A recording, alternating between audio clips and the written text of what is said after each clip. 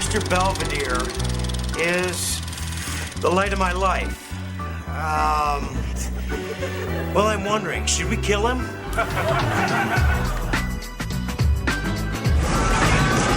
Black Sheep. Welcome to Roll Credits, a podcast about connections, both in film and in life. I'm Aaron. I'm Mandy. Each episode, we aim to explore a cast member, actor, director, or even a concept that ties a film or set of movies together. We talk about the history and the context of the movie and its release, and have a bit of fun. And we discuss our own personal opinions. Our personal history. Yes, exactly. Just as a reminder, this is an Armbar Studios production. For more information about all of our projects, you can, of course, visit armbarstudios.com.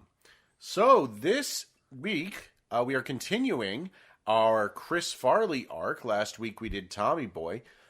This episode, we are doing Black Sheep, starring Chris Farley, Tim Matheson, and David Spade. That is kind of what we're going to be doing today.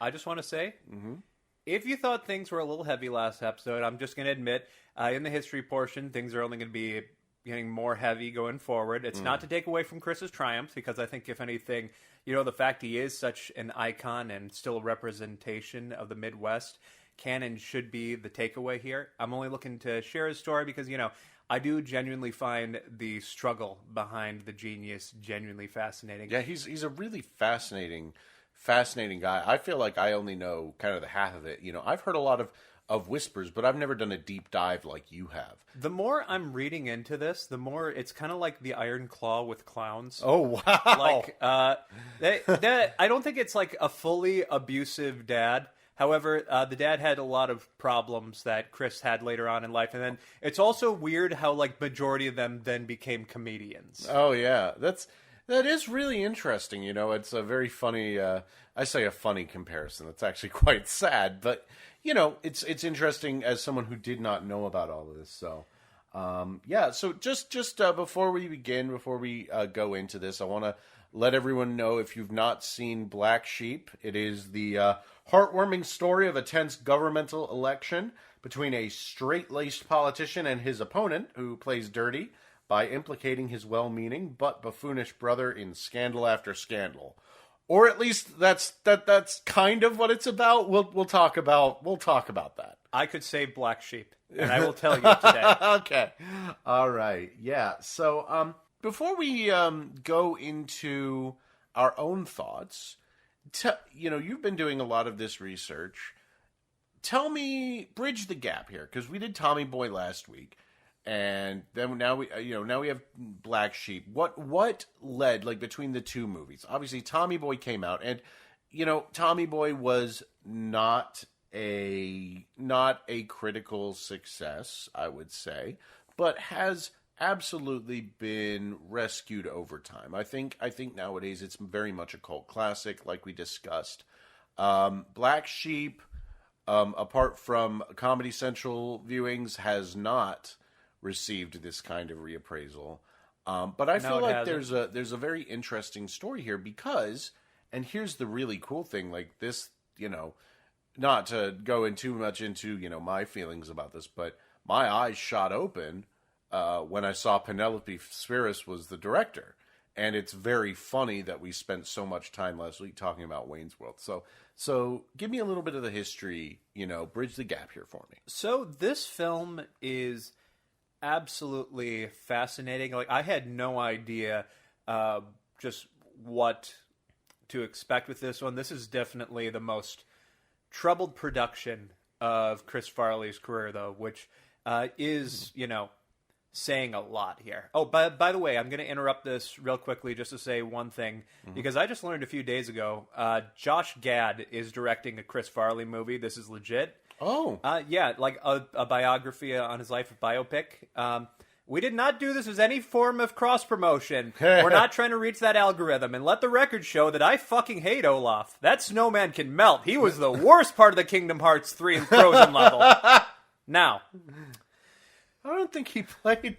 Yeah, he was not Olaf in Kingdom Hearts 3. However, he provided the voice of Olaf. Josh Gad did. Therefore, I hate We're melting you, Olaf. We hate you, Olaf. Send that snowman to the sun. Go to hell. I'm glad you got impaled, Olaf. Anyway, that's interesting. Maybe we'll run into that because it'll be kind of funny to look at this. There have been a spotty history when it comes to recent biopics. Most of them have been pretty bad. But then you get the Iron Claw, which we very much enjoyed. So listen, all I'm saying here is that if any of our ideas, anything that we share, make it into this biopic, we are demanding that Josh Gad give us $10. Yeah. Give us a couple bucks. Yeah, just a few.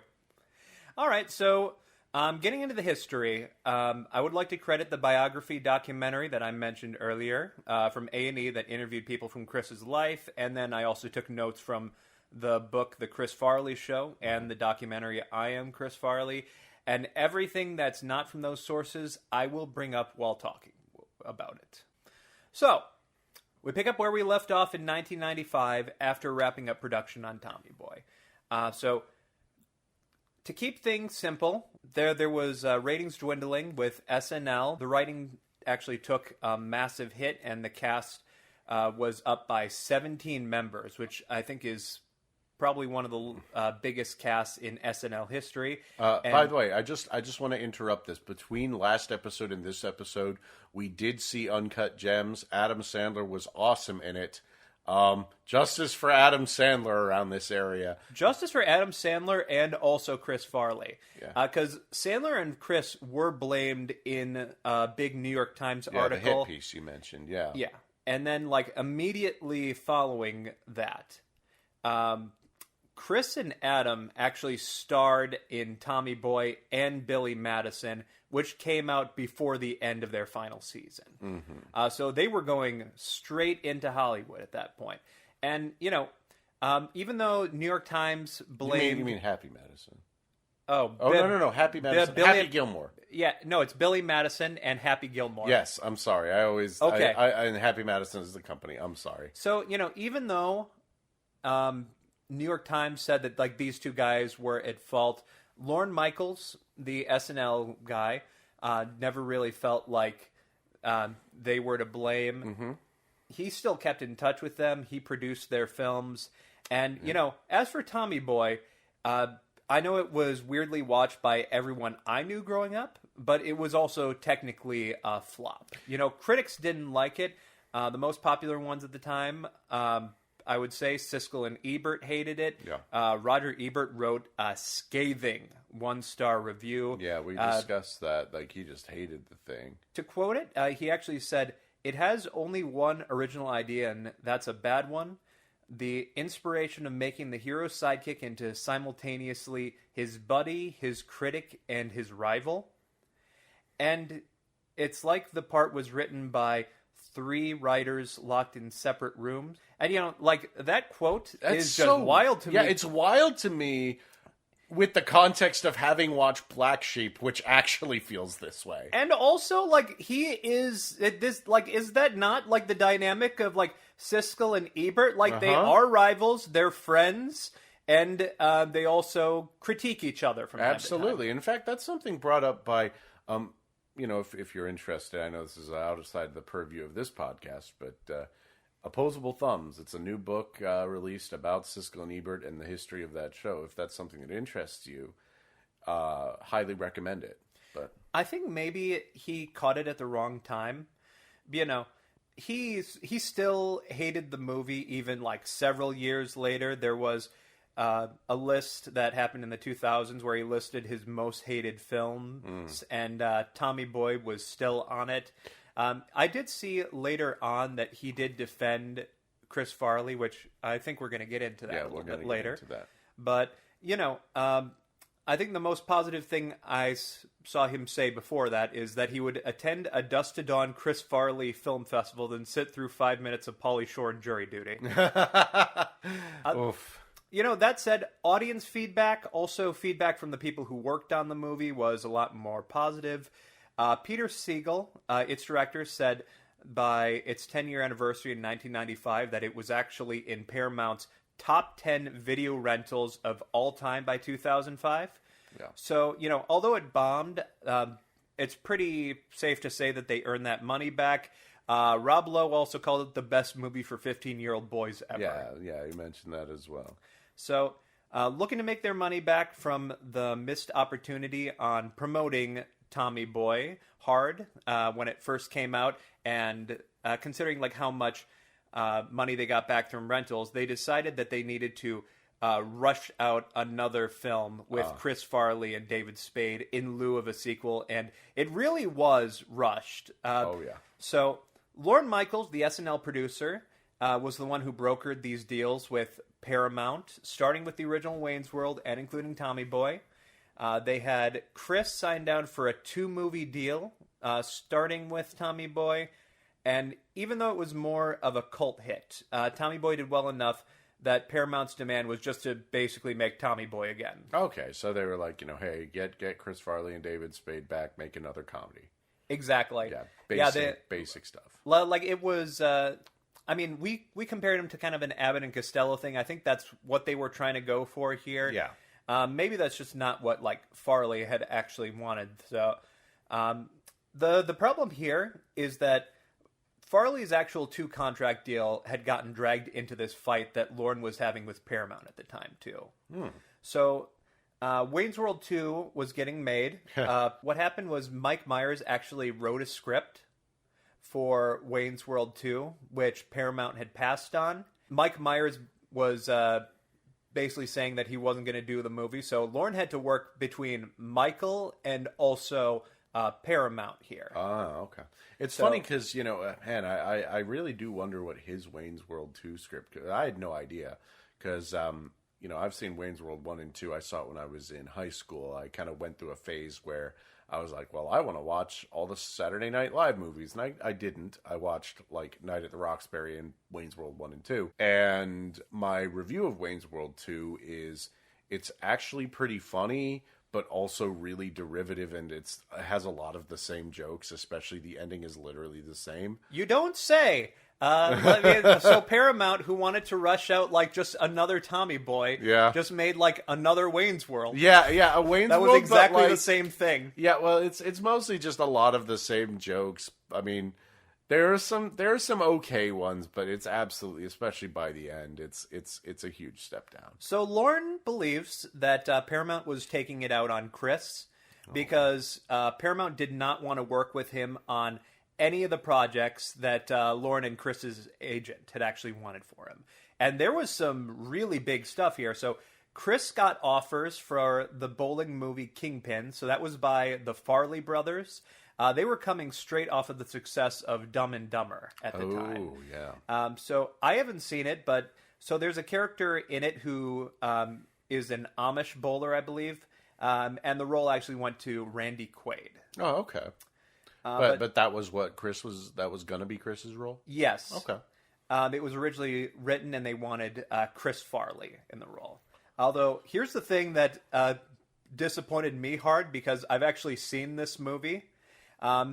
He was originally the guy they were going to attach to the cable guy as the main character. No way. Yeah, no. Like, the idea that Chris Farley would just go as far left field to be this kind of creepy, obsessive villain cable guy is so fucking cool to me. Like, I really wish I could have seen this. Yeah, like I'm picturing it in my head right now. Because you can kind of understand kind of the friendly nature. Like, because again, that was something he was really good at Tommy Boy. And something, if there is one saving grace of Black Sheep, which we'll talk about, it's that he is very good at being angry Chris in this. I can see that it is a really unusual choice, but I think it could have been really, really interesting. There's a skit that I watched for research here because it's actually mentioned in the book, which is the Mr. Belvedere fan club, where Chris just plays like an obsessive fan who is planning to kill Mr. Belvedere. And, like, looking at that, I'm like, yes, him as the cable guy, I think that would have even been better than Jim Carrey. But, you know, there's no way of getting this movie now, obviously. Yeah, so, huge bummer. Paramount was told these offers, and they shut both of them down.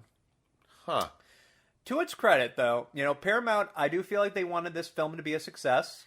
Who they chose to direct the movie was, you mentioned, Penelope Spheeris, the Wayne's World director, and the SNL writer who rewrote the script for Tommy Boy named Fred Wolf. Oh, yeah, Fred Wolf. So here's the story. Fred was actually given an ultimatum that he had to write a script for them within a week. Oh, rough. Yeah. So they found out that Chris could get out of his Paramount contract in a week if they didn't have a script immediately. And they said that they were going to sue Fred Wolf if he didn't produce a script for them within a week. A week? Yes. It was like that insane. Oh, my God. From the beginning, I'd say Black Sheep was less of any real artistic vision, and it was more of a studio mandate that nobody was happy with. Yeah, that's nuts. It definitely reflects in the final product. That's absolutely crazy. So, Penelope, the director, admitted that she mainly did it for the money, and she liked working with Chris on Wayne's World, and even on the set of Black Sheep. But I'd say Penelope, unfortunately, had the most conflicts with everybody. She, unfortunately, just rubbed a lot of people the wrong way. I don't want to get into the he says, she says of it. I think the truth is, everybody involved just seemed to have a bad time. Yeah. But you look at, David Spade's account, you look at Fred Wolf's account, they are very clearly, they did not like Penelope. Oh, that's a shame. So okay. Just from the top here, Chris Farley didn't really like the script. He read it and he only agreed to do it after asking David what he thought about it and if he was willing to come on board since they were buddies. Okay. So David read it. He felt like they had a movie, if he felt like if Fred Wolf, David, and Chris, this trio, he figured that, we could make that magic happen again. Okay, they can. There was just we enough. Can improv. We can, and that makes sense. I think when you look at the central conceit of the movie and the plot, real plot, there's something there. I think, the saying Rome isn't built in a day, I think can be applied to Hollywood. There are some cases where scripts look really bad and then, through a lot of hard work, it does actually make up for it. Yeah, absolutely. Now, the unfortunate truth is that there was just rewrite after rewrite, and every single change just killed David's initial enthusiasm for it. To the point that, they both just hated the script at that point. Oh, man. And, to its credit, yes, you said it reflected in the final product. Still, Chris put his all into it, just like everything he did. Yeah, absolutely. And you can say that it reflects on the screen that they're at least trying to do something with it as best as they're able. To sum up just what had all happened beneath the scenes. Sure. And if you're interested in this, I'd highly recommend the Chris Farley Show book about it. They have accounts from not only David and Fred, but also Penelope too. Okay. So it is very equal here. So Penelope Spheeris would get into arguments constantly with Fred Wolf and David Spade. Fred Wolf mostly about how the script was. David Spade had accused Penelope of just not having a funny bone in her body. But literally, Penelope had gotten so upset with Fred Wolf, she fired him 3 times during production. They let Wolf back on, but Spheeris refused to talk to him and then just straight up banned him from the set. Did Fred Wolf just pull a Costanza? He just came in the next day and was like, no. Hey guys, ready to work on my script again. Well, the thing is, Chris Farley had actually talked Penelope into giving him another shot one of those times. And then I think it was just... there were enough people in Fred's corner that they could get him rehired because he was the guy who rewrote the script for Tommy Boy. He was an SNL writer that people really respected. Right. That makes sense.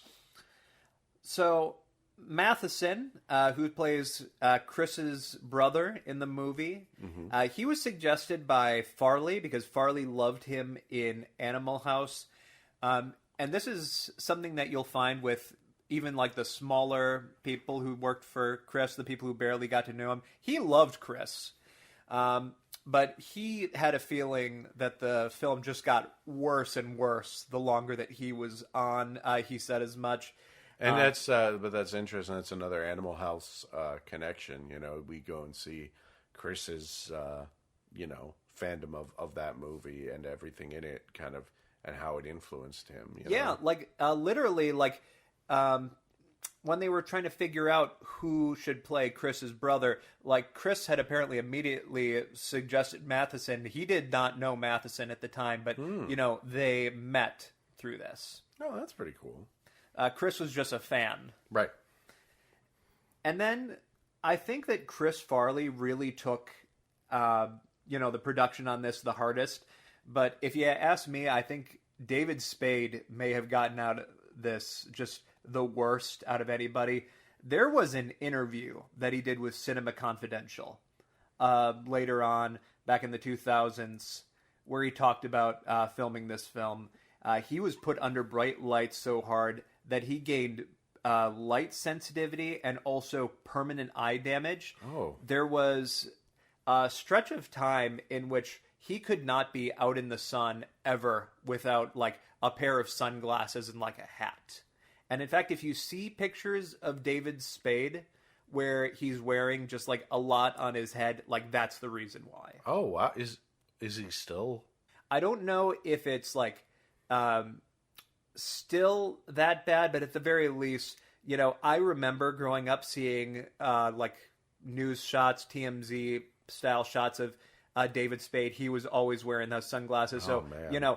It affected him at the very least about 10, 15 years later. That's horrible.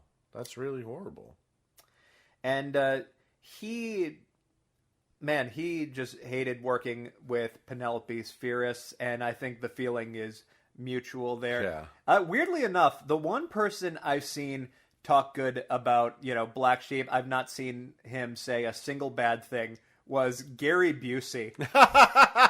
Gary Busey, who plays like a fairly like small supporting role in this movie. Oh, but extremely memorable. Yes, absolutely. He just talked about how he was happy to work with Chris. And that was basically his recollection of it. He was just like, oh, Chris, man, I loved working with Chris. He was just like a swell guy. Thank you, Gary. That's really funny. Yeah, I love how Gary Busey is just like an incredibly normal person. That's super funny because, like, he's probably the best part of the movie in a lot of ways. Not like the only good part or anything. I'm not going to be so dramatic, but just probably one of the few people who you can kind of tell was absolutely having a great time on set. So that tracks. Again, we could have saved this movie, and I have a plan. Okay. But, I'll just have to say, at the end of the day, through hell and, what's the phrase? High water. Through hell and high water, they managed to finish it. Okay. So being honest, you've seen the final product. Do you think all of it was worth it? Everything. Everything, definitely not worth David Spade's eye damage. God, that's real. Like, if it was just a troubled production, I'd be like, oh, sure, because it's a perfectly serviceable film. But knowing what happened to David Spade, I'm going to say no. Yeah, so I'm ready to jump into this review. Well, recollection. Let's just talk a little bit about I want to talk a little bit about our personal history and just a little bit of like absolutely just stray thoughts before we go into all this, because there's some other stuff I want to bring up. Because personally, my experience with the movie is I think I actually caught like a few minutes of it on Comedy Central back in college, and that's it. This was the first time I really had watched it. You said you'd never seen this one either, or you had seen this one? I've seen this one. So Obviously, Tommy Boy, I watched that since I was a little kid. Yeah. Multiple times. Now, this one, my dad only showed this to me when I'd already reached, I think, high school? Middle school or high school. Yeah. 'Cause so I watched this a lot later. It's a lot more crass is something that, we'll talk about. But, that's something that I kind of noticed was it's definitely a lot more crass. I'm glad that I watched this later. I'll say that I recognized, this was not as good as Tommy Boy when I watched it. But, at the time, I think I had a more positive view of it. I think there was some funny parts. I still think there are some funny parts of this. There's still some funny parts. Let me just say this. The movie is not a train wreck. It is not a disaster. It is not like the worst movie or anything close. We've seen some truly dire films in our times. And this does not approach that. It, however, is not very good. No. In fact, I want to use this time to kind of go into a new segment that we're tentatively calling At the Movies at the Time. That name may change. But basically, I've mentioned it before, we're huge Siskel and Ebert fans. And we brought up a little bit, both last time and this time, Siskel and Ebert's take on Tommy Boy and their opinions. And I have here some quotes because if you go on YouTube, thankfully, you are able to see their opinion on Black Sheep, which let me just read out this particular choice quote. Please.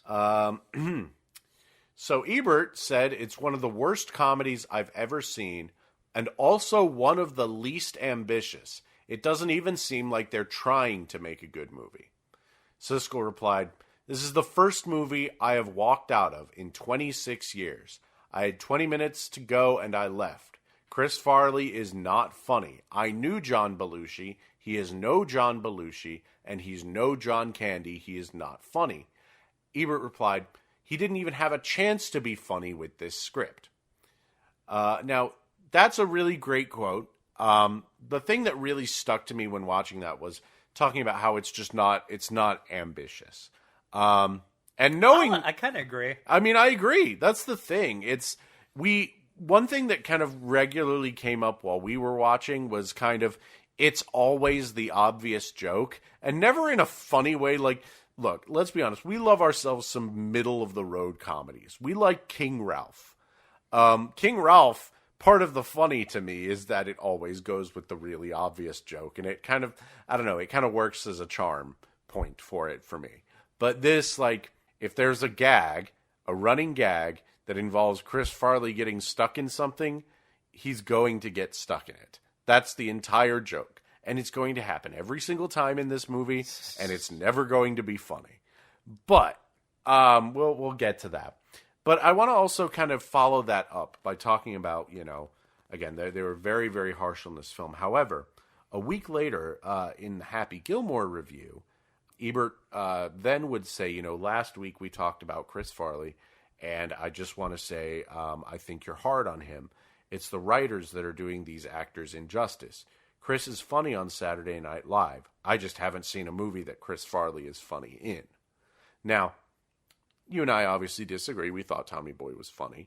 Yes. But I don't think that's an unreasonable opinion, and I do think that's, from what I've seen, kind of the prevailing thought of, when it comes to this movie, the just sort of this unambitious movie that is serving good comedy actors nothing to work with. So it's very well known that Chris Farley was supposed to be the original choice for Shrek. Mm-hmm. I really have to wonder, because I'm pretty sure that Ebert gave a positive review to Shrek, like if that might have changed his mind. Yeah, you have to wonder, really, that original thing. It's curious.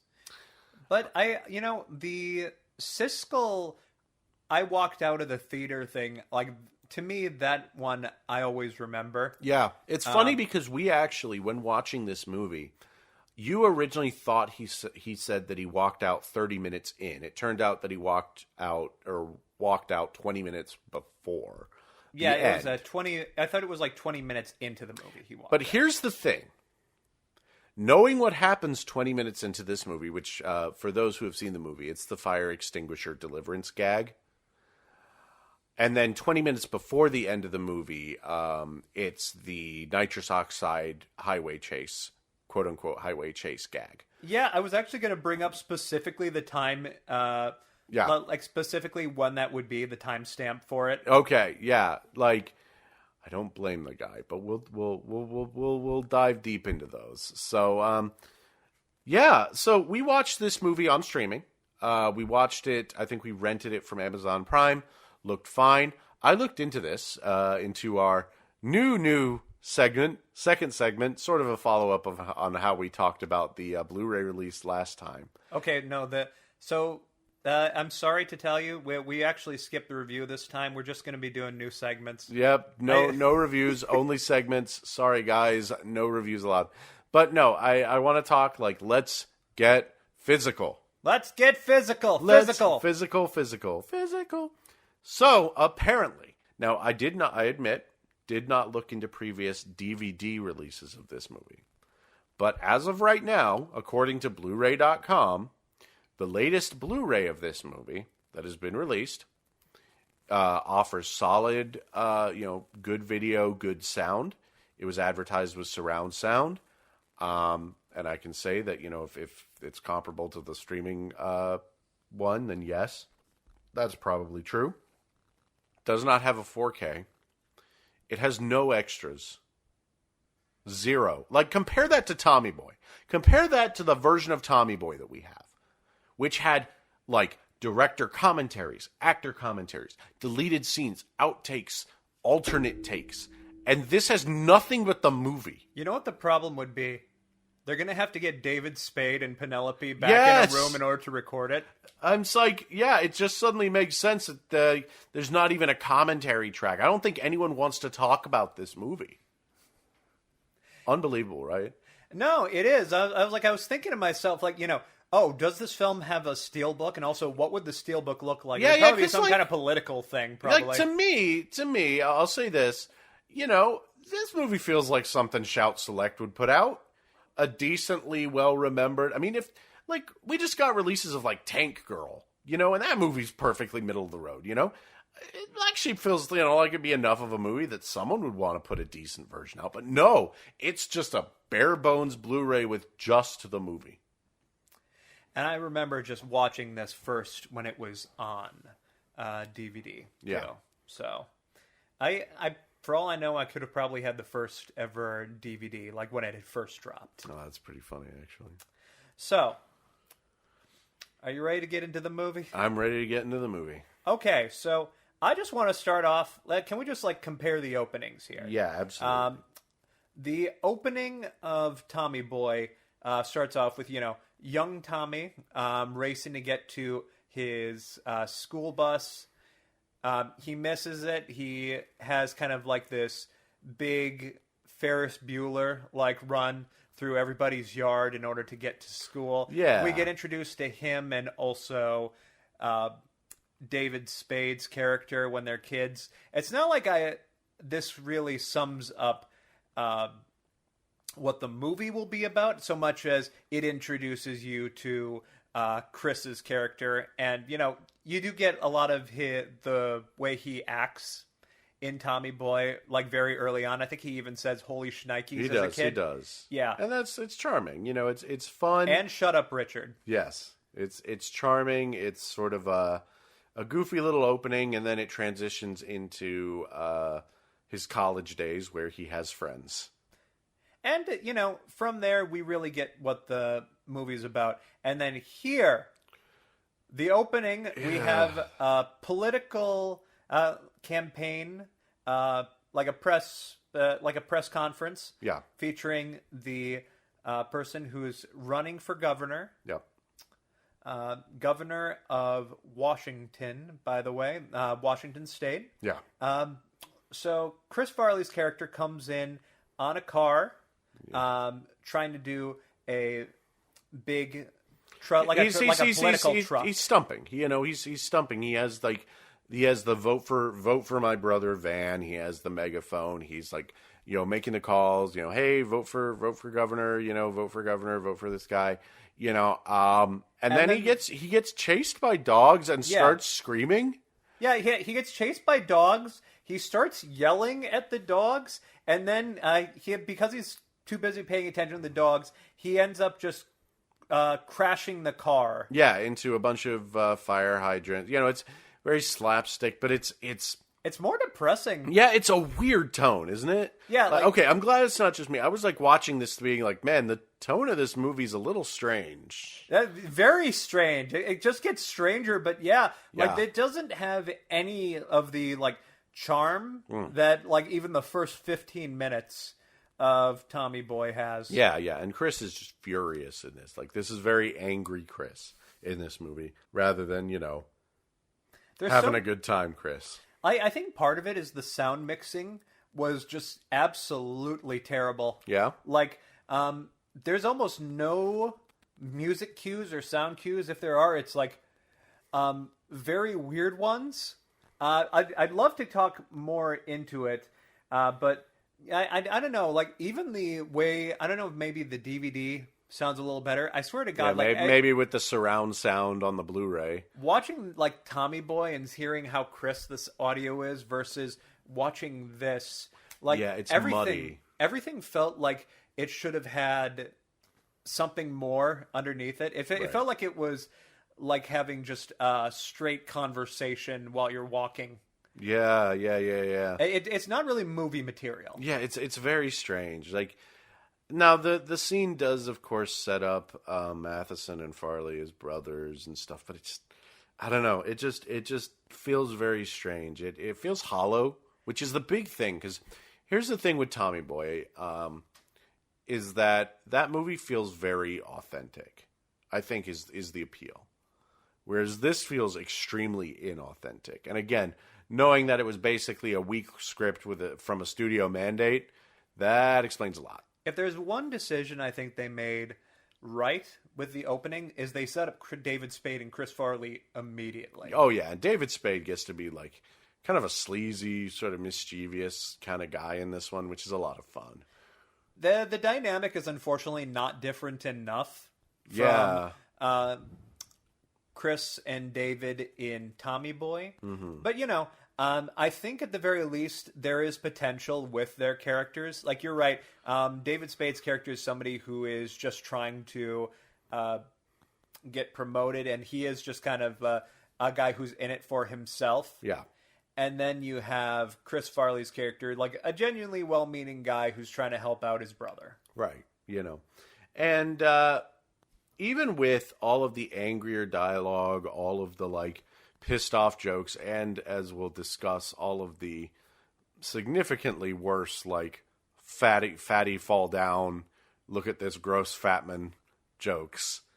Yeah. Chris somehow still manages to be really likable in this. Yeah, I'd say him and Gary Busey. Are really the highlights of the film. Gary Busey is immediately hilarious. Immediately in this movie, he genuinely got a big laugh out of me. Almost every single scene, they introduce something new with him. It is absolutely fascinating. You almost wish that the movie was maybe not about him, but he was a bigger part of the film. Yeah, for sure. Because he at least has this bizarre charisma to him that's just really steals the screen. I think, maybe that's the Wayne's World director. The absurdity, the absurdism of Wayne's World, I think worked very well with him. Meanwhile, Tommy Boy was a lot more of a grounded kind of script. And that's actually something I want to talk a little bit about. Because one thing that Tommy Boy has over this movie, there are a lot of things, but one very specific thing that Tommy Boy has in spades is a sense of place. Oh, no, absolutely. I want to talk about this. We talked about it for ages last podcast, about the way Tommy Boy feels like such a slice of the Midwest in tone. You can't remove Tommy Boy from the Midwest. Yeah, in tone, in how everything looks, in how everything it just feels like the Midwest in the most real, lived-in way possible. Even though, like, the state of Washington could not be more important, he is running to be the governor of Washington, the brother is. Right. I completely forgot that this took place in Washington. Yeah. Until they go to the mountain cabin, and then that's sort of, it's like, okay, forests, hills, whatever, sure. Yeah, you had to kind of constantly be reminded that this movie was in Washington, because it just did not stick out to me as anything that they thought was worth, like, talking about and making important, So, this is where I think we could have saved this film. All right? Yeah. So, you mentioned last episode that the first ever skit that Chris Farley was in was a Twin Peaks one. Oh, okay. So I think that they should have just made the entire movie about the Donnellys campaigning in Twin Peaks. Oh, okay. Yep, I like this. Look, I know how it looks, brother, but I swear to you, I did not kill Laura Palmer. Now, if any of you people know who did it, talk about it right now. David Spade's character is just like, yeah, is anyone else seeing her talking to that log? You can keep Gary Busey and just set him up with Nadine. As far as I'm concerned, like he might as well just be a Twin Peaks character. Yeah. We also need to just like have the opening to Twin Peaks season 2. They should have just had Chris actually get shot. Yeah. And then just recreate that entire scene. He's laying on he's just laying on the ground screaming, "For the love of God, I got shot! Stop giving me milk! Don't give me a thumbs up! I need help!" That's gonna leave a mark. I also want to see what this movie looks like if you add Twin Peaks music. Again, there's like not enough music cues in this movie. It might actually improve the comedic timing. Yeah, yep. Makes you think. I think most things can be improved with the Twin Peaks soundtrack. Listen, Seinfeld is already funny, but Twin Peaks Seinfeld is hysterical. Yeah, no, absolutely. So I just want to talk a little bit about, it's a little funny how mean this movie is. Everyone in this movie is just meaner. So damn mean. Like, I don't get it. Like, it's funny because, to again compare to Tommy Boy, which is sort of part of the part of all this, Tommy Boy's success is that it is Midwest Gothic, and it's something that I don't think we really got. We didn't get as much of a chance to discuss this as last time. In that, in a sense, it manages to kind of nail the depression of being in the Midwest, and we say this with all the love in our hearts. We loved living here, but Toledo sucks. And like there's a lot, of just like living in the Midwest where there's a bit of grimness and a bit of resignation. Some people can live with that, some people can't. But I think that's kind of an inherent part of the Midwest mentality, is that there is a bit of resignation there, which, means that there's a lot of resilience. And that's something that Tommy Boy, I think, really nails. Whereas this movie is just mean. It's like, y'all are in Washington. Why are you so mean to each other? I think, honestly, if I We've been to Portland. Portland was awesome. I'd love to go to Portland. Everyone's cool in Portland. They probably picked, assuming that, they wanted something that fit the Midwesterness. Yeah. I will admit that I do think that, looking into it, Washington does actually have very similar agriculture to Wisconsin. But again, that's also why, I couldn't even remember that this was necessarily a Washington movie. Right. To me, that this might as well have just taken place all in Wisconsin. Yeah. Who knows? I also, not only are, you're right, everybody, a lot meaner, what do we really, replace a lot of the jokes with? I feel like there was, there was some parts in Tommy Boy that are just kind of gags at people's expense. I think you look at the part where Chris says, "Does the suit make me look fat?"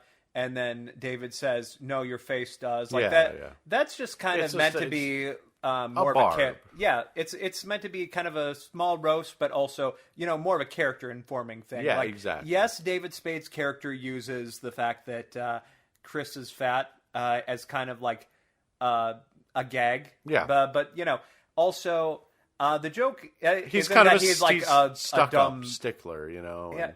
the joke isn't even necessarily in Tommy Boy that Chris is fat. It's that he's clumsy, as you mentioned. We talked about this last. Yeah, episode. exactly. And whereas in this one, I mentioned last time that a lot of the physical comedy in Tommy Boy was very Buster Keaton, was very old school Three Stooges sort of slapstick.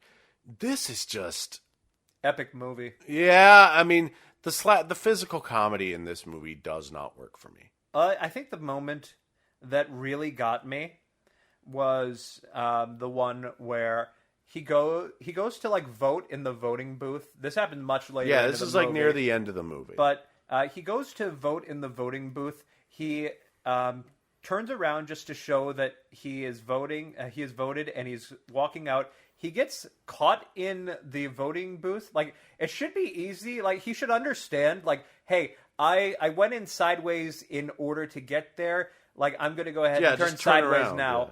Yeah. But no, they just established the fact that he is completely stuck, and instead of trying to get himself out with ease, they have to go with like the fat guy joke. It's like, I'm stuck. Just have him shout as he is just destroying this voting booth. Yeah, and it's the same joke that they've done 1,000 times in the movie already, because that's the one thing that I think, again, this movie really fails at, is that very few of the jokes have the timing correct in any way.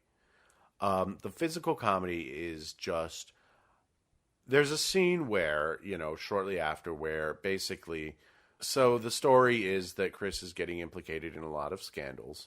He is the coach at the rec center for a youth baseball or youth soccer team. I think it was baseball or football. Oh no, football. It was football because he had the arm. The kid had like the golden arm kind of thing. So he's the coach for this youth football team, and it's probably the nicest part of the movie, because Chris is just genuinely loved as a person at this rec center. And it's funny because, so basically, Chris's brother's political opponent and advisors both kind of put the hit out on Chris to get him fired for this job. And it's a genuinely moving scene. Like, it's just very sad, which is kind of a testament to Chris himself, that he can play kind of this quiet hurt. That even in this movie, he's Chris Farley, So they go out, and just to explain, there's a whole thing where he's accused of arson. There's a paparazzo, which we'll come back to. And so they send him away to the mountains.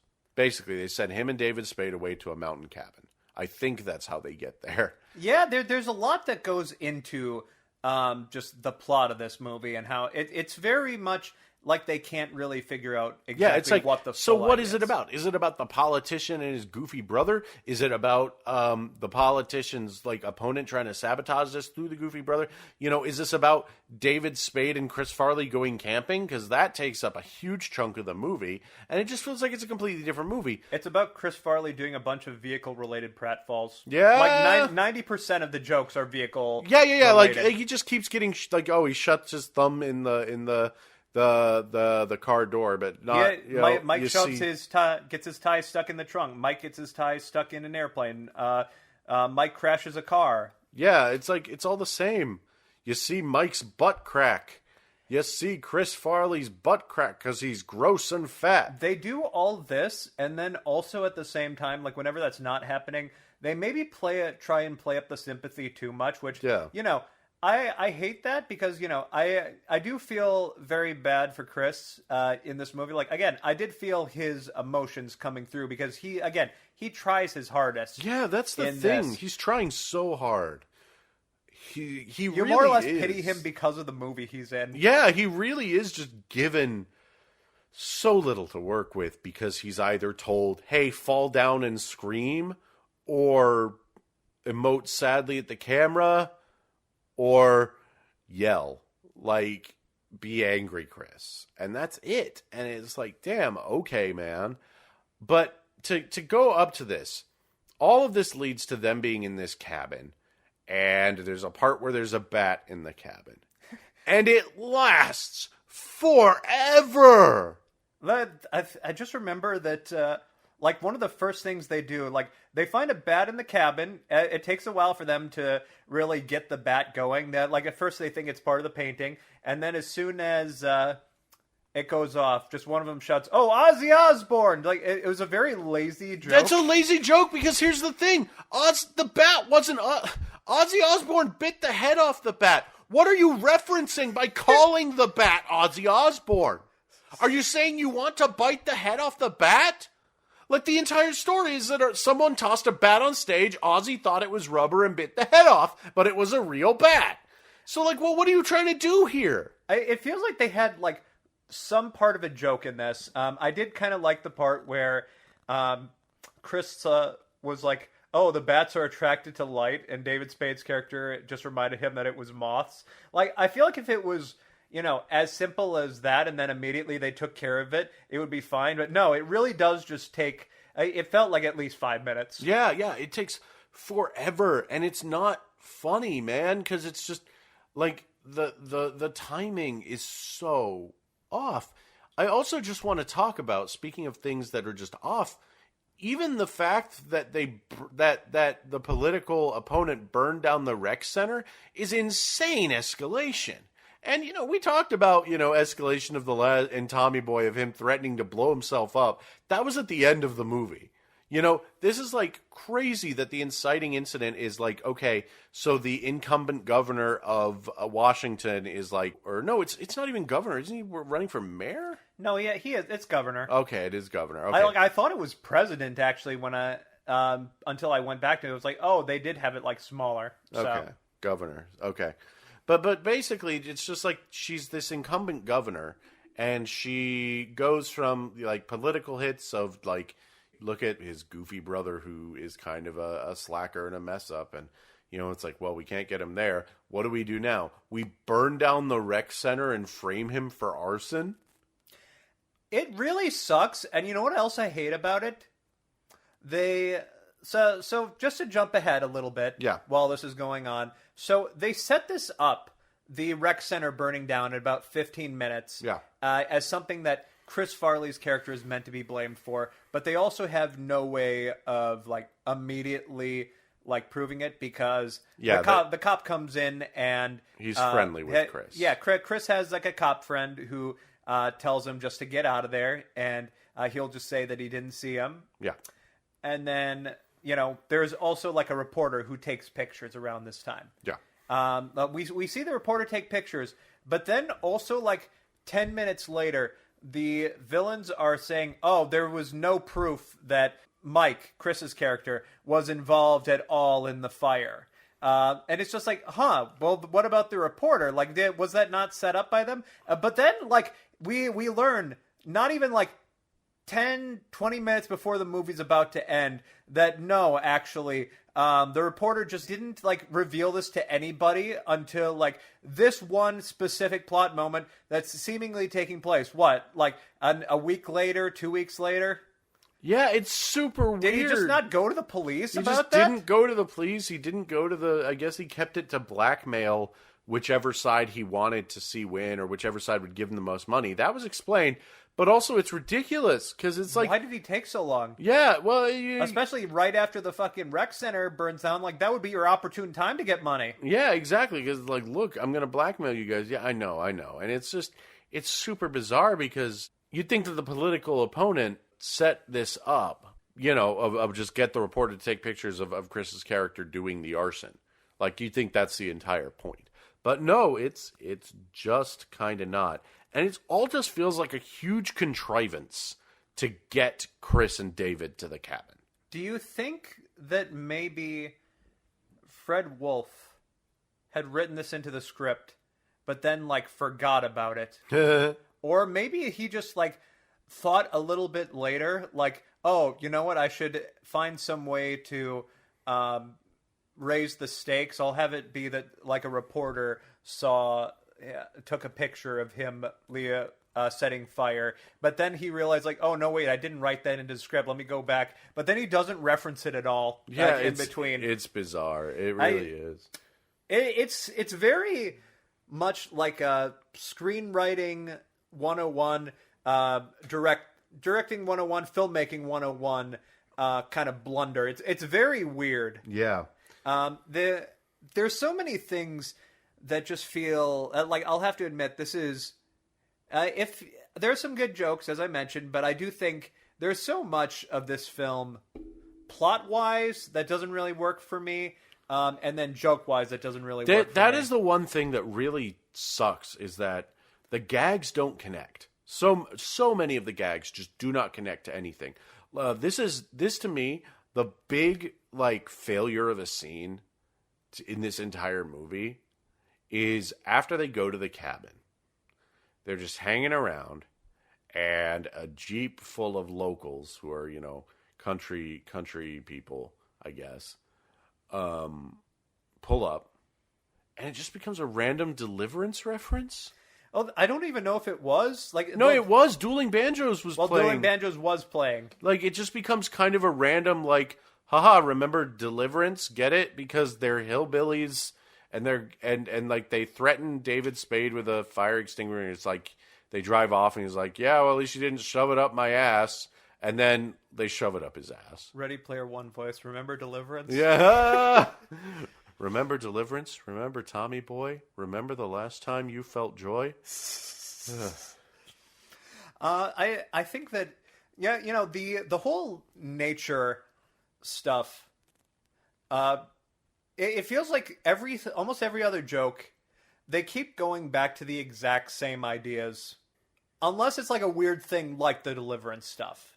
Again, we mentioned the vehicle stuff. There also is a weird amount of animal related, Chris just keeps getting into it with animals. Yeah. There's the dogs in the opening. There's bats, the bat one.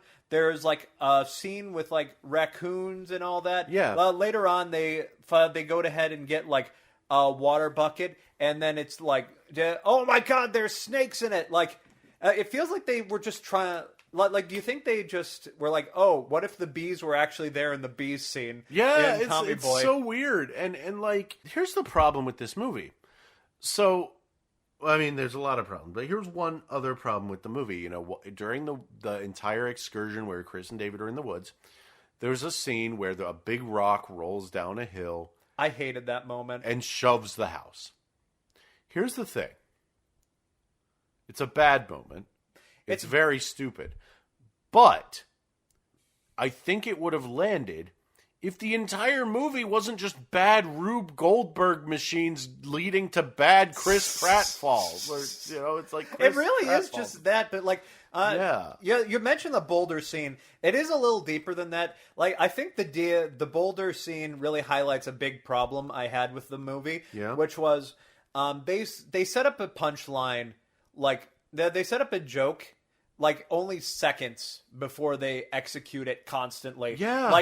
They had the boulder set up from the beginning. They had the house. They could have established that the boulder was a little rickety or whatever. But then they had David Spade's character stand on the boulder. There wasn't really an issue. Then all of a sudden, randomly, the boulder is a little tipsy on the scene, right before it's about to fall. Yeah, it's just nothing is. There's none of this long-term payoff and setup and payoff, which is something that's basic comedy writing. I will say, right before the worst part is right before the boulder scene is probably one of the most charming kind of scenes in the film. Something I think honestly would have fit in just as well with Tommy Boy. Mm-hmm. David Spade's character and Chris's character are playing checkers, I think. Yeah, checkers, yeah. And David Spade's character is clearly winning. Yeah. But Chris is angry about it. So David just asks oh, well, where would you want me to go anyways? Chris directs him exactly where to go. Which, every single move that he has David make immediately just leads to Chris Farley's character succeeding. Right. Like, gag, haha, king me, that kind of stuff. Yeah. And the fact that, David just, like, sees this and just, he doesn't get angry. He just kind of says it with a smile, like, I've already won. But, seeing his enthusiasm is fun. Like, if they had more moments like that, I think they could have really saved the emotional... they could have made the emotional connection between them really work. Yeah. And instead, they have the bed scene. They have the bed scene. They have... right after the boulder, the fridge falls on Chris Farley, and then Chris is like, "Oh, I didn't know there was chocolate pudding." Yeah, like what the fuck was that? They make a joke. They make a joke that he shit his pants, maybe. Yeah, no, but like also, I don't really understand the joke because how does he? They don't actually show him looking into his pants. How does he know that? Yeah, he's there just was standing there chocolate after pudding getting crushed by a specifically? fridge and saying chocolate pudding. Yeah. Oh, well, that's a plot hole. Someone got fired for that blunder. But you're right. It's super weird. But going back to the bunk, God, I really thought the punchline of that entire scene where they're doing like a bunk bed and... Yeah, so the bunk bed, the scene, just to set it up, Chris is on top, of course, and it's sagging, and David Spade's at the bottom, and there's a big storm. I thought it was just going to be the bunk was going to fall on Steve. Instead, the roof goes... the roof latches off. Yeah, the roof flies off. The roof flies off. Yeah. We get like hail. It's shitty weather. And then just like right after like they do a scene where David Spade's character Steve makes fun of Mike, then they just end the scene by having the bed finally come off. Well, the thing is, the bed falls off, lands on David Spade's character, and then the scene just immediately fades to black. Like there's no weight, ironically, to that joke, and it's the most obvious way they could have ended the joke. We do get a scene of David Spade with a Playboy magazine. So hey, we're 3 for 3 for nudity here. Woo! We're gonna have a lot to live up to for Beverly Hills Ninja. Still waiting on the computer fraud, but then we have a scene that, man, Chris jumps into the car. He just jumps into the car and goes to Seattle. Yeah. Like, wasn't the entire point that he was exiled to the cabin and couldn't go anywhere?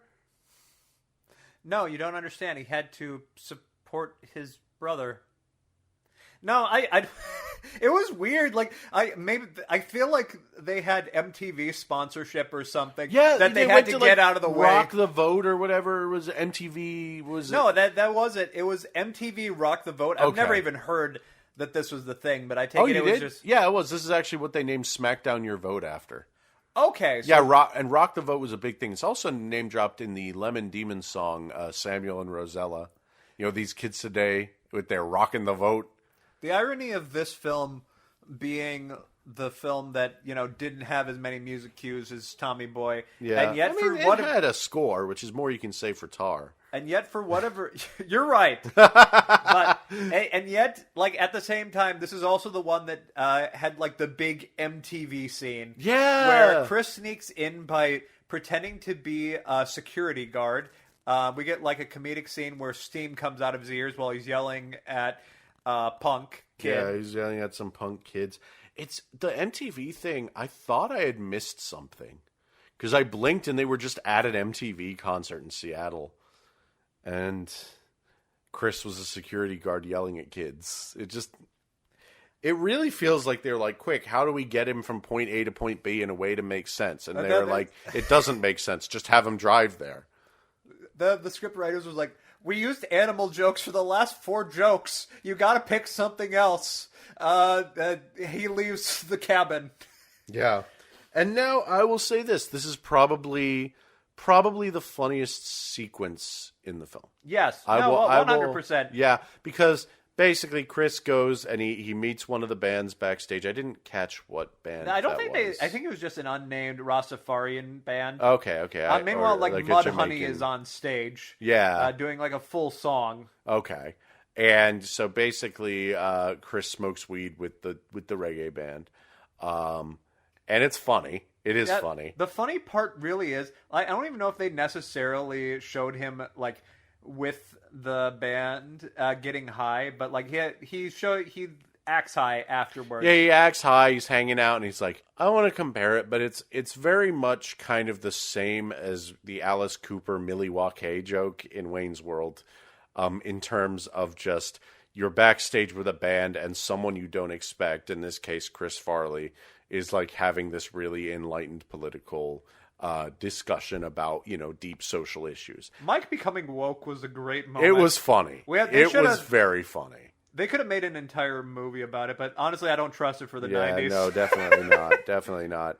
But that was funny. Like he gets high and talks to the band and talks about, the oppression of, black people in America, and it's all very funny. It's funny, but it's funny because it's one of the few parts of the movie that I guess feels, at least to me, a little more real. I don't know. Like just a little more like you can kind of feel the heart of the writer and the director in this scene. Yeah. So what happens specifically? So Mike is with the band. He gets high off of the fumes while in the room with the Rastafarian band. Then he goes out, and the band Mudhoney see him, and he introduces himself. And they mistake him for the governor, and he gets a lower third. He's not governor. He's running for governor. Yeah, he's running for as the guy who's running for governor. He gets a lower third, which is his brother's name, because his brother was at the concert who was going to do a speech, and I guess Chris wanted to be there to support. And it is really funny because Chris is hilarious in this scene. Genuinely. Yeah, he's hilarious in this scene. He goes hard. Yeah, he just starts like grabbing the mic and just, this is the one time where he does really like, the whole screaming thing is working so well for me. Because, like, you have the crowd going crazy as he just quotes random speeches, including I Have a Dream. He just yells out. That made me, this whole scene made me realize that this is, like, meant to be a political movie, right? And yet it doesn't really feel like there's any political jokes in it. Yeah, it's so weird. Honestly, like, do you know what was... is Chris's brother, like, Republican, Democratic? Do we I don't know? think we actually know what party he's supposed to be. Like, maybe it's there in, like, one of the lower thirds of one of the background details. But if he did, I did not notice what party he was supposed to be running for or what party his opponent is. Or, I do not know. The most political statement happens right at the end of the scene. Oh, yes. Where Chris grabs the mic, because the punchline of it is he's quoting these speeches. He's quoting, okay, I know he did I Have a Dream. I think one of them was like, the only thing we have to fear is fear itself. I believe that's one of them. And it's funny. And then he like looks over to the band and just screams at the top of his lungs, "Kill Whitey." Yeah, like the thing is, he promised the band. He said going forward he was going to be straight up like an ally, like talk about how black people in America are oppressed. Yeah, and then just like right after he yells "Kill Whitey," like this crowd of all teenagers just goes completely dead. Yeah, completely dead silent, and he like looks over to the band who is like, doing the Jonah Hill gif. I will say, this scene was not as funny as I remember, but at the very least, as a kid at for 13, 14, I think this scene was the one that killed me the hardest. It's probably the single funniest scene in the movie because maybe Penelope Spheeris is just really good at cool concerts. Yeah. Like, again, that was kind of the fun of Wayne's World is the Alice Cooper concert is awesome. So maybe that's just her niche. So do you remember what happens after the concert? No, what happens? Back to the fucking cabin! Oh, God, that's right. He just drives back after... See, that's the thing. It's like... Tommy Boy, again, compare this to Tommy Boy, which one of the things I think that we really, really praised Tommy Boy for was its sense of progression, and you can understand how and why they got from point A to point B. It's a road trip movie. They have a reason to go from point A to point B. That is the entire goal of the movie. It has wonderful pace. They stop at a motel. They go to this. They do this. They do this. They go to this town. They go to this town. They pitch to this guy. They go to this factory. And eventually they end up in the place where it all unravels, which is Zelensky's factory. and it all works out from there. Everything seems like it's moving forward in Tommy Boy towards what the eventual end goal is. And then my problem with Black Sheep is the entire story is about Chris trying to help out his brother. Yeah. But then also he has to hide because he's blamed for the rec center. Yeah. And then just everything else, like, it doesn't really feel like Chris helps out at all on his brother's campaign until the very end. I guess you could argue that maybe that is, like, the eventual arc, but then, that sucks because it also just means, majority of this is filler? Yeah, and it's just like, he just left, he goes back to the cabin. It feels like they just don't commit to any part of this movie. Is this movie about David Spade and Chris Farley hanging out in the wilderness? Is this movie about Chris Farley being a screw-up brother? What is it? What is this movie? It's like none of this. Is it about the political campaign to get his brother elected? Not really. Like, that's the problem. It's about Chris going to the cabin and then occasionally leaving it in order to get into fun scenes where he embarrasses his brother, and then, like, that's it. Yeah. Luckily, we're getting into the good bit. Oh, yeah. The other good bit. Because it's time for Drake Savage, which we learn is the name of Gary Busey's character. Very lazy pun. I wonder if he's Kuranese. Well, they establish a little bit earlier. That's good. A little bit earlier, they have David Spade see that this guy who he had flipped off. Yeah. Very early on, this was Gary Busey's first scene in the film, and then the road rage incident, David Spade abandons his car. Yeah. When they first get to the woods, see the car. David Spade's character sees that the Savage is here with the car. Yeah. So basically, Gary Busey stole David Spade's rental car. So David Spade has been avoiding him all this time, but Chris says, "Hey, I know that there is somebody who has a TV set over here because I saw a big satellite." Yeah. So because they're trying to like keep an eye on the debates, I believe. Yeah, they want to figure out. Meanwhile, back at the governmental election, this movie is supposed to be about. Oh yes. So they have Gary Busey as the person who is in this one cabin. Yeah. And David Spade's car, he stole it, basically. Yeah, basically.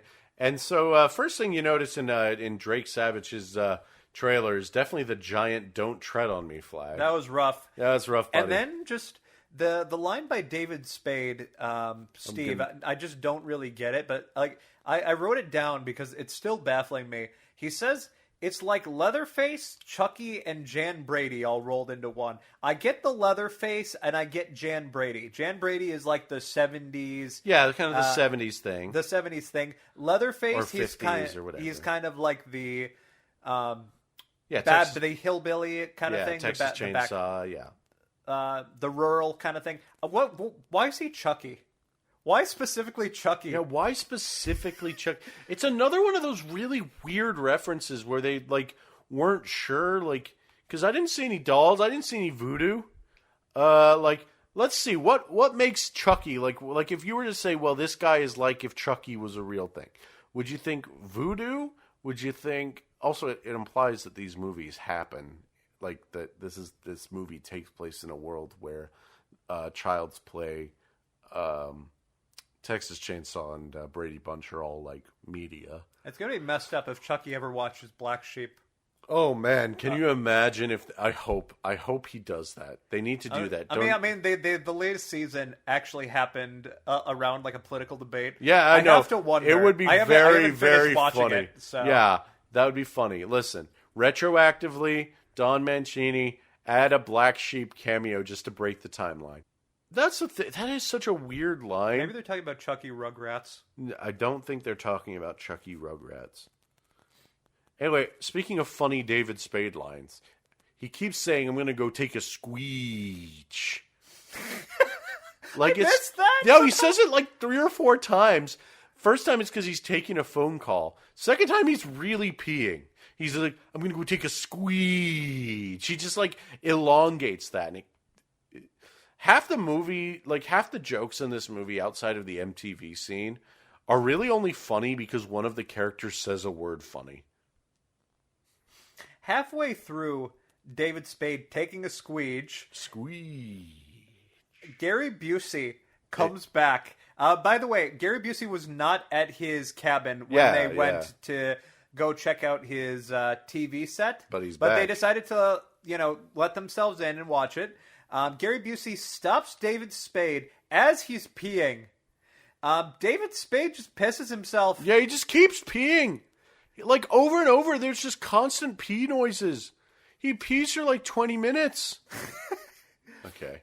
If it was 20 minutes, that's when Siskel would have walked out, so... but yeah, Credit to Gene Siskel. He saw the David Spade pissing himself incident. Yeah, yep. And so hang on.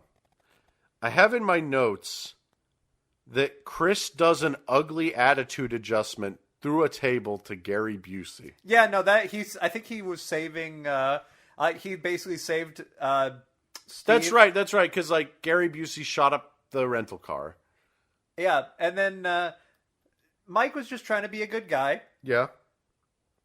Immediately afterwards, though, Gary Busey is just like, "Oh, I love you, guy." Like, hey, oh yeah, you're cool. And then they mention, and this is the part I was popping off really Me hard, too. where specifically Gary Busey says, "I got Bruce Lee on Laserdisc," and then Mike was just like, "Oh heck yeah, I love Bruce Lee," which is the great thing for our Beverly Hills Ninja episode that's coming up. Huh? I think that has to be a reference because Chris was actually studying martial arts at the time, so it was probably just like a straight up reference. They knew what they were doing. Well, that's fantastic. Listen, I get it, Gary, Chris. I also like Bruce Lee. We have him on Blu-ray, so good stuff. And then we get to the paparazzo plot point we've already talked about, which is very dumb. Yeah, no, very, very stupid.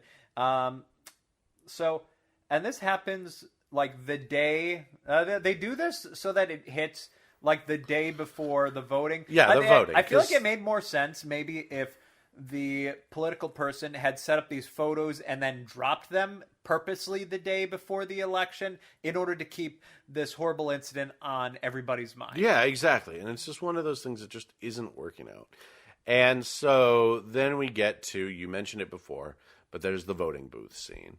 And even in my notes, it's like this is the antithesis of the plain bathroom scene from Tommy Boy. It really is. Because you think about this. This is kind of the same joke of just Chris Farley is big in a cramped space. Very basic joke.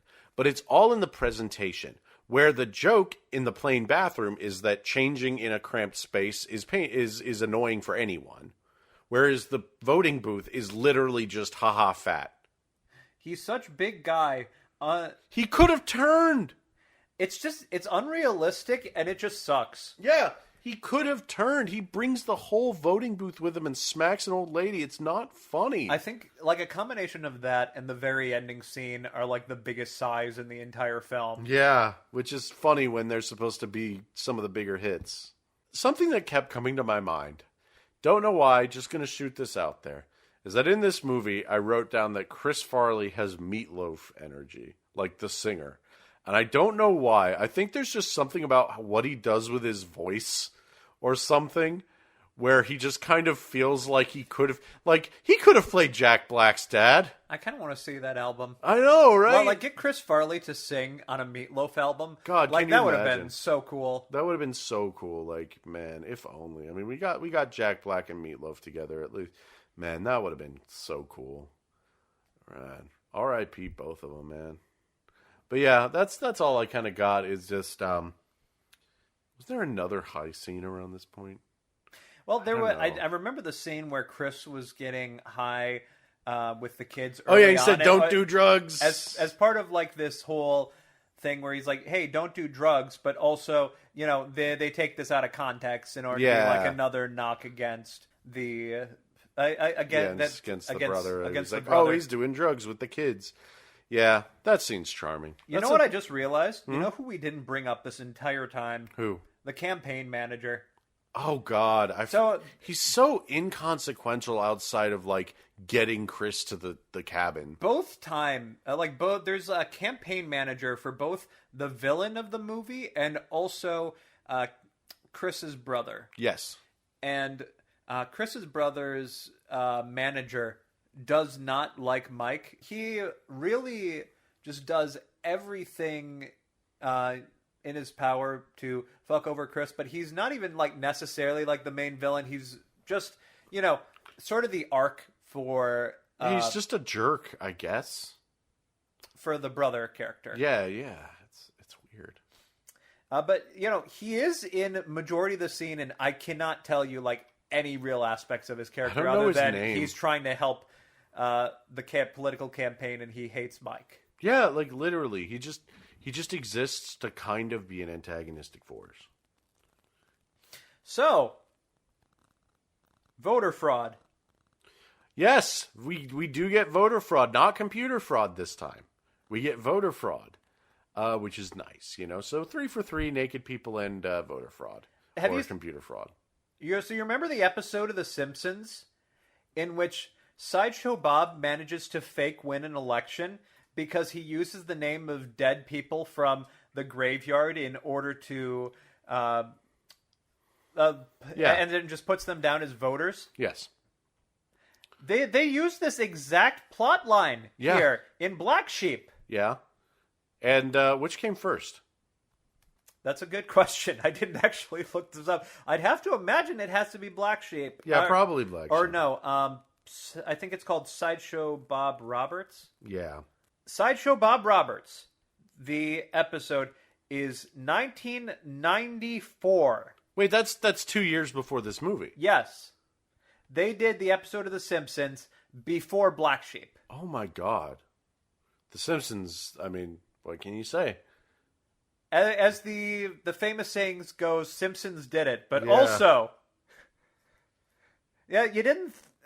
this has to have been maybe an influence on this part of the script? Yeah, like I'm sorry. You're not telling me that, like, this was when The Simpsons was massive. Everyone was watching the damn Simpsons. Did no one call them out on this? Maybe both are based on a real thing. Yeah, you never know. I mean, it's yeah, who knows? Still, it does feel a little... I think that Black Sheep is a little derivative. Yeah, I happen to think that I'm not sure if I find the comedy in Black Sheep to be very, very funny. Speaking of things that are not very funny, let's talk a little bit about the political opponent, the ostensible antagonist of this film. She's a good actress. She's great.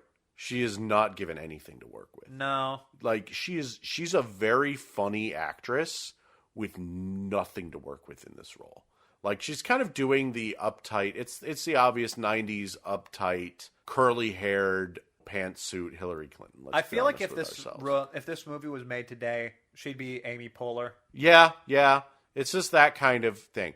But she's, like, given a really funny idea. She's a good antagonist. There's a pretty funny scene where she tries to chop down a tree and it, like, falls the wrong way and smashes a picnic table. And she's decent. She's very decent at what she does as being the antagonistic force.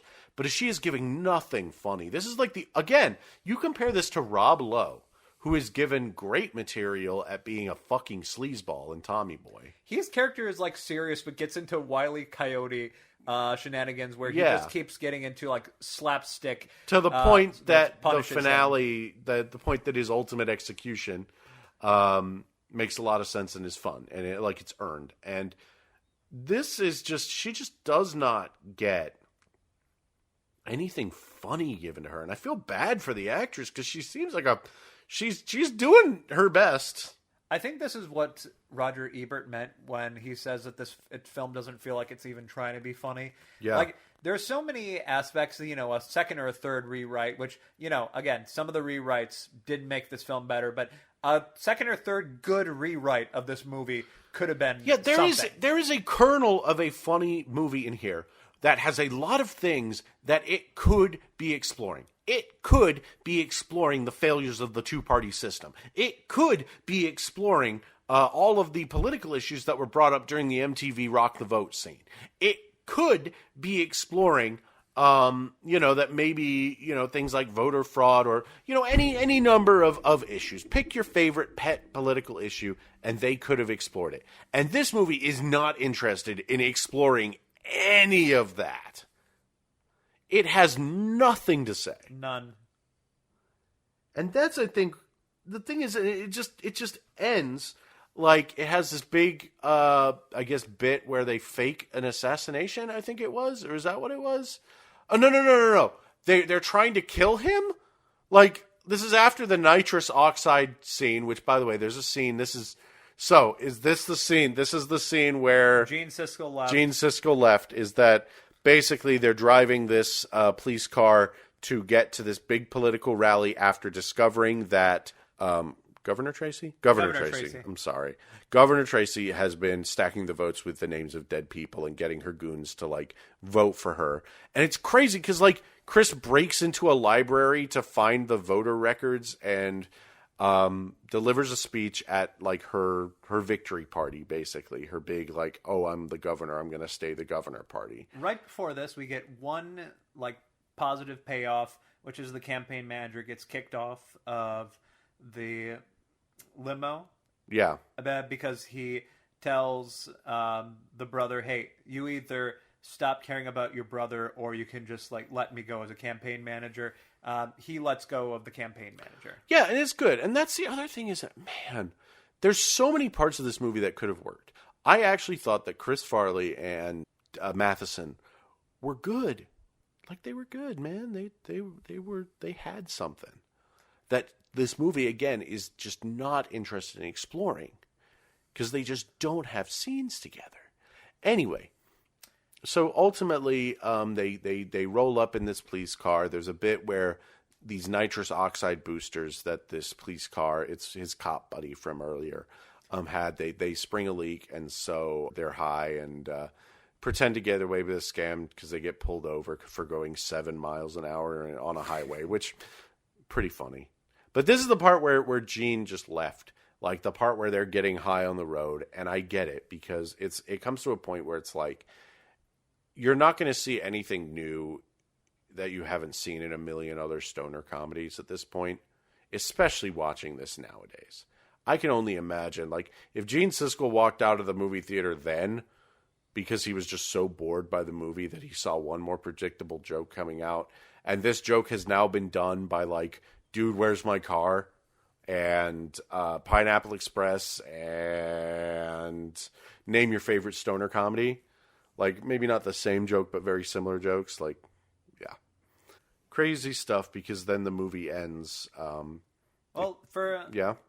You do have to mention that how they end the scene right before we get to, the final scene. Yeah. They have Chris talk about the voter fraud in front of the governor and her victory party. Yeah. And they just, right after the scene, they have Chris just fall on the ex-governor. Yeah. They just fall, and it ends with a fat joke and a sex joke where it's he can't get up, so he keeps he keeps humping her, and it's just, it's so mean, man. The movie is just so mean. I think about how, while watching the extra features for Tommy Boy and also the biography, hearing the director talk about, for Tommy Boy, talk about working with Chris, he said that he knew how to play to Chris's strength. He wanted to have all of Chris's best attributes in the film. That's why he does the pratfall. That's why he gets him to get loud. That's why he gets him to, be sentimental and charming and the Midwest hero. And then I look at Black Sheep, a film that, was written in a week. Penelope liked Chris, but didn't really see into what do we need to show with Chris in order to make him succeed. Yeah. It is laziness, literally the exact laziness that Chris was angry about with SNL in its final year. He actually said that the Matt Foley sketches by the end of SNL just became Fatty Fall Down. Yeah, exactly. You know, we talked about, you know, Fatty Fall Down, and that is so much of this movie, is that it's like you said, they took what people, I guess, thought Chris Farley's strengths were and used them in the laziest possible ways. It's like watching, soulless. yeah, it's soulless. It's like watching someone imitate Chris Farley, and it's the real guy, because he's just not given good material where he's like, okay, shout at this scene, fall at this scene, you know, be sentimental at this scene. And he's doing his best, but what are you going to do with a movie that does not understand the heart of Chris Farley in this way? I just want to say, it just sucks, because that isn't to say this movie is irredeemable or completely unfunny. No. Like, there's actually some... Yeah, I mean, we talked about a few of our favorite laughs. We talked about some things. You know, but it definitely, it felt its length a lot more than Tommy Boy. But also, it's a shame, because David and Chris have great chemistry in their own ways. Chris and his brother have good chemistry too. Yeah, like we talked about, you know, Al and Mike. It was Al and Mike. It's a shame that Al and Mike don't get more scenes together. Yeah, why do they don't get enough scenes together? They're great. Their dynamic they're is funny. absolutely They're charming. two good actors doing a funny bit, doing a really, you know, you have the suited, you know, well put together brother and his kind of, you know, schlubby younger brother. It's a good dynamic that is not explored. There is so much in this movie that could have been good, and that is why it's so frustrating. I don't know what, it was such a weird decision. Like, again, you know, more rewrites. Also set it in Twin Peaks. We could have done something. Nothing really works because, you know, Paramount didn't ever really want this to work. They just wanted more money. Yeah, and it really does show, knowing the context of this movie, that really, you know, it's funny how, you know, I didn't, until you started talking, know any of that. And now I'm just like, yep, that checks out. So I think one of the final scenes, I guess there was this subplot that we also didn't mention here, where Mike had this one kid. Well, we mentioned it briefly. Mike had this one kid from the rec center, who had a killer football arm and was taken under his wing by Mike. Yeah. So Mike, we get a happy ending. You know, Mike is helping rebuild the rec center. He's the coach again. He's doing his good thing. He brings the kid to talk with his brother. Yeah.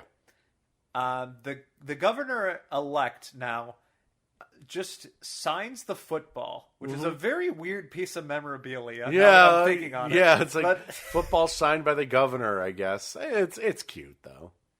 I'm going to have a baseball that's signed specifically by Jack Black. I definitely like that. I can't lie. Yeah. But I don't know. It has a story behind it. Yeah. So, and then just like they end this. You mentioned, well, we mentioned it before, but just so you know, they end it on the fucking Mike's tie getting stuck in the airplane that his brother is using right before takeoff, and then Mike is just holding onto the airplane as it takes off. Yeah. And that's it. And that's the movie. It could almost be like a Buster Keaton scene, but it just has no charm.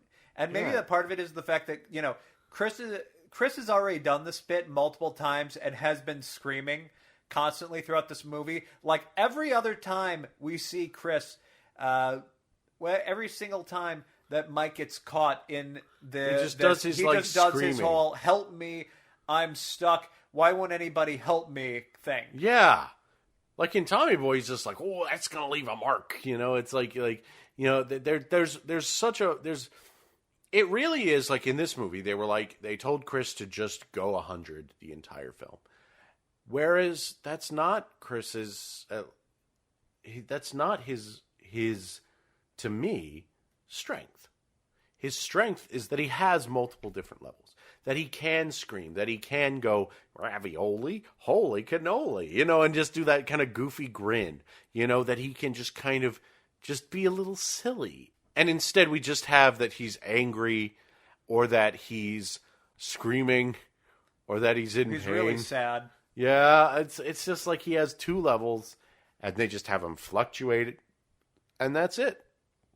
He doesn't really feel like enough of a person. Like, there should have been more scenes, like him with the rec center, him with his brother, and I feel like, the sentimental qualities would have paid off a little more. Instead, there's just way too much. They try and shove too many jokes, and yet there's actually only about 3 jokes. Yeah, it's a 3-joke film, and they hope that by putting enough in, eventually one of them will get funny, and none of them kind of do. So I counted every single time that I laughed or smirked Okay. in this entire movie. Yeah, hit me. 7. 7. 7. And how much of that was just because Chris Farley said a word funny? If I had to take a guess, probably 4 or 5. Yeah, fair enough. And then we have the concert scene. Yes, Gary Busey. I think Gary Busey was probably responsible for majority of it. I can't Yeah. lie. I forgot about majority of his role, but like looking at it, I'm like, man, no, he was actually like a star in this one. Absolutely. So overall, you said this is about a 2-star film? Yeah, 2 Yeah. stars out of 5. Yeah. Like I said, uh, not irredeemable. I like films that are still about 4 out of 10 stars, but at 4 out of 10. But at the same time, I'm not going to tell you to go watch it because I'm not going to say that they're good movies. Yeah, and this is a movie that's worth breaking down because it was literally a cash grab written in the week, and that's fascinating. And there's a reason that it doesn't get the fancy special features that Tommy Boy does. So, I agree. I was not as enthused about this movie as I was Tommy Boy. In a weird way, I thought that this one was going to be the one that I would hate to revisit the most. At the same time, watching it, turns out, no, this film really isn't that bad. Yeah, it really... I'm with you, because remember the first time I saw it, again, was only a few scenes. It was in college. My friend would play Comedy Central all the time while we waited for Monday Night Raw. And this movie was on, and I wasn't really paying attention. I just remember it being just a dumb Comedy Central movie, because Comedy Central plays a lot of bad comedies. That's just what they do. They play a lot of these kinds of comedy movies, and it just felt no different from Dodgeball or, any other of those types. But I would say that it's not awful. Its worst crime is being unfunny and being just dumb fat jokes, and then maybe the ending. If I had to watch one film in a 3-film Comedy Central marathon between this, that one non-scream or non-scary movie, I think it's called Shriek If You Know. If You Know What I Did Last Summer or something like that. Something like that. The Setzer and Freeberg one. And also Saving Silverman, still one of the worst comedies I've ever seen. Yeah. I'm still going to give it to, Black Sheep. Yeah. And Chris Farley is a huge part of that. Gary Busey too now. Yeah, absolutely. It's like, you could do worse. I hope Beverly Hills Ninja is better. I don't know if it will be, but I think it'll be fun. I was excited to see how Beverly Hills Ninja is, and part of that is watching the biography. There's one actor in particular, which I'd love to talk about when we're getting into that episode, We'll who save really that. sold me on it. Yeah, we'll save that for next episode. I'm pretty excited too. We love movies with ninjas. Look at New York Ninja. It's nice to have Beverly Hills Ninja. All kinds of great ninjas coming from places here. But I think that wraps it up for now. That was Black Sheep. Overall, it's okay. Signing off. Thank you, everyone, for listening. Remember that we are now available on Spotify and Apple Podcasts and Pocket Casts, so subscribe. Feel free to visit armbarstudios.com with any of your thoughts, and tell your friends. In the meantime, 3, 2, 1, roll credits. Hey, fellas! Yeah! Kill Whitey! Roll Credits is produced by Armbar Studios and is part of the Aaron and Mandy Network. The intro and outro music is provided by Daniel Vodovos, available on Bandcamp. For more information on all of our projects, visit armbarstudios.com.